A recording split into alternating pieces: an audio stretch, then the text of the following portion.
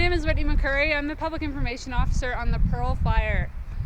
Today you'll be hearing from Incident Commander Mike Smith, and then we'll also hear from Larimer County Sheriff John Fayan. After that, we'll take about 10 minutes for questions, and I'll facilitate that Q&A at the end. But yeah, let's kick it off with our Incident Commander Mike Smith. Hey, good afternoon, everybody. Mike Smith. I hope I don't have to spell it for you. I'm the IC for the Pearl Fire, and as you can see, the wind has arrived up here in Red Feather Lakes.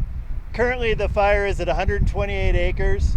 There's been some questions about the discrepancies in acreage. We've seen it 132, 128. One of the reasons for that is when they're mapping the fire from the air, the people in the aircraft are actually drawing lines around the heat that they're seeing on the infrared imagery.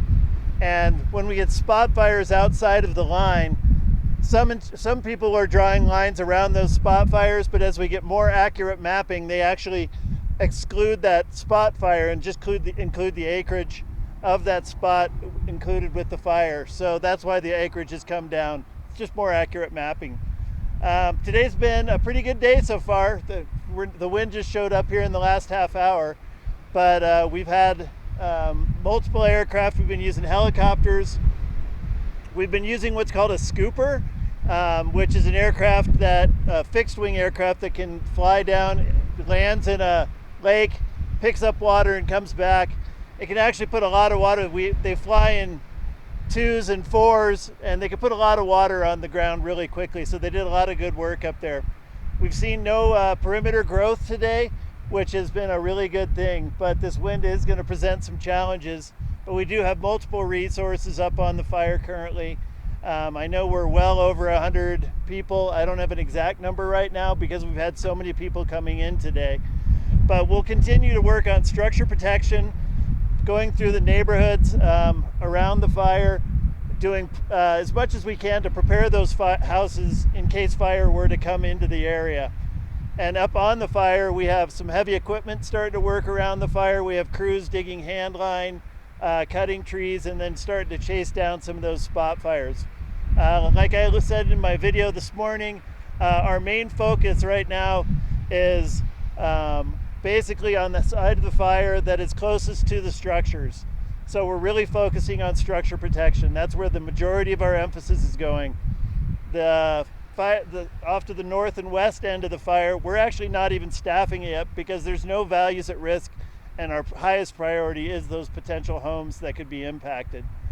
So as we go into the next few days, we're supposed to get some moisture. We're actually starting to feel a little bit of it here, but we're supposed to then go back into a little bit of a drying trend for a couple of days. So I would expect to see some growth. We're hoping that this wind doesn't push us too hard today, but like I said, we've got folks up there ready to respond as needed. As the next few days go on, we are staffing this fire up pretty significantly, even though we know we have moisture coming in over the weekend. Depends on which forecast you look at, but it does look like a pretty decent amount of moisture. So that's really going to help us as we move forward into the future of this event. The hope, though, again, is that the moist air right now, the high relative humidities, the potential for some moisture is going to overcome the potential downsides of these winds. So that's what I've got to say. I'm sure you'll all have some questions, but I'll turn it over to Sheriff. Thank you, Mike. As you know, my name is John Fayan. I'm the Larimer County Sheriff. So as Mike said, today's a good day. There hasn't been a lot of change except for in the positive direction. Perimeter has stayed the same, acreage has stayed the same, contacts have stayed the same. So it's what we would hope for up until, right, the wind is still, it's not over. The wind is gonna make a determination, but we have a lot of resources. And we know we've displaced a lot of people from their homes, and that can be unsettling. Our goal is to get you back into your homes as soon as we can. The one positive change we've made today, in addition to the lack of growth, but we've actually been able to change one of our evacuations from a mandatory to a voluntary. So getting some folks back into their homes if they can. Lots of resources, as Mike said, couldn't do it without the great partnerships that we have with the Forest Service, with the Division of Fire Prevention and Control at the state level. Unfortunately, Larimer County, this is becoming a routine for us, so we're building those relationships, which makes it easier to protect you and your families, but unfortunately we're going through it again, and we're here to help if we can. there is no such thing as a fire season anymore. It seems like we have fires all year round, as you can tell as the temperatures drop and the winds pick up, and it's still going. So we're hoping for to maintain those lines, like Mike said, and to get people back in their homes as soon as we can. Okay.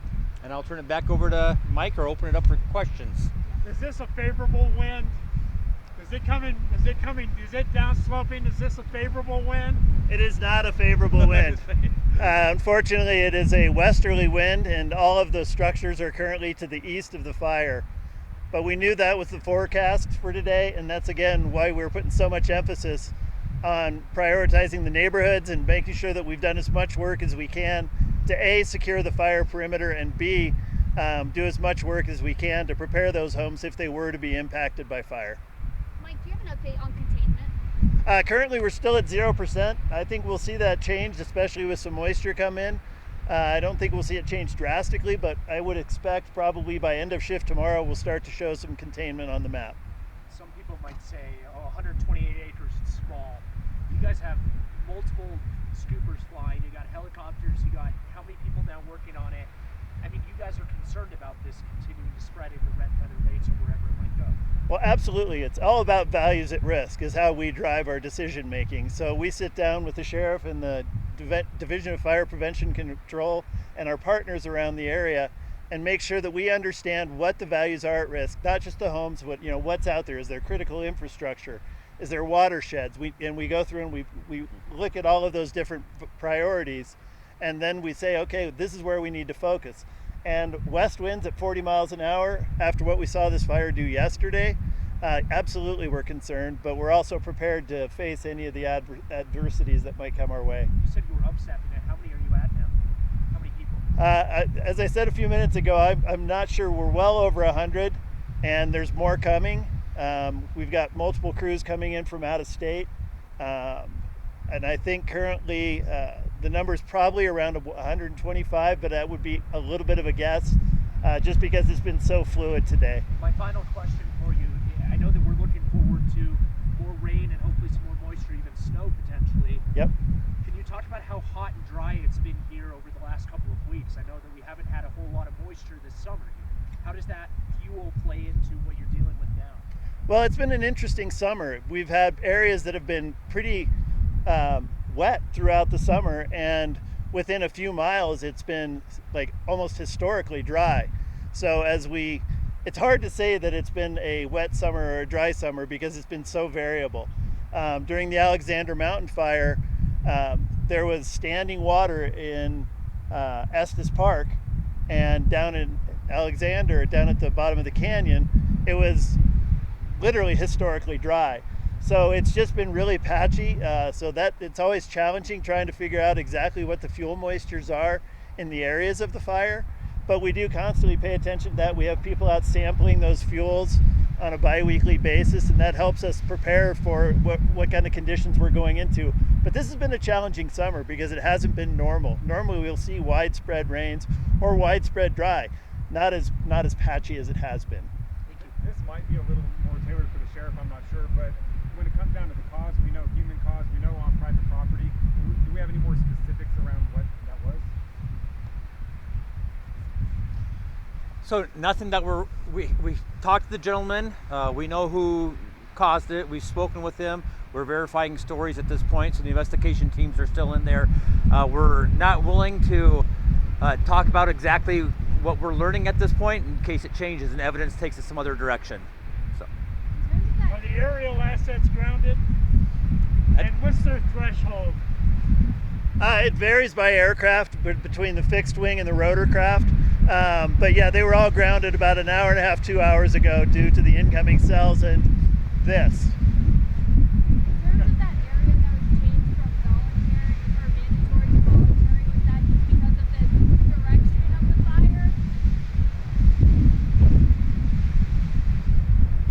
It's because of the direction of the fire as well as the growth of the fire being non-existent at this point. We made a determination that it was safe for those folks to re-enter their home on a voluntary basis if they wanted to, knowing that if something catastrophic changed, as it always can, we could place the mandatory evacuation back into place if we had to. Sheriff, do you know how many people are still under mandatory evacs? So our contacts haven't changed from 2010 because we don't separate between mandatory and voluntary at this point. So this is what it was yesterday. And have any structures been impacted? To my knowledge, I am unaware of any structures that have been impacted, but that's just to my knowledge at this point. Other questions? Thanks. Okay, I guess we're done. Thank you.